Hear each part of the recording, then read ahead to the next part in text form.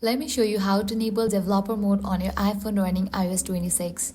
Let's get started. First thing you want to do is launch your preferred browser, then navigate to the website beta.apple.com. If you haven't joined Apple's beta program before, tap sign up, then sign in using the same Apple ID you use on your iPhone. Once you are signed in, your account will be registered for the beta program. After that, launch settings, go to general, then software update. You should now see a new option labeled beta updates. Tap it and Apple ID you use to register will appear. From here, simply select Developer Beta. This enables beta access on your device. Go back to Software Update screen and you'll see available beta versions like the latest release, candidate, ready to download. Install the update to activate full developer mode on your iPhone.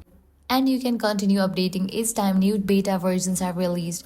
And that's it. This is how you can easily enable developer mode on iPhone. If this guide helped you out, do not forget to like, share, and subscribe.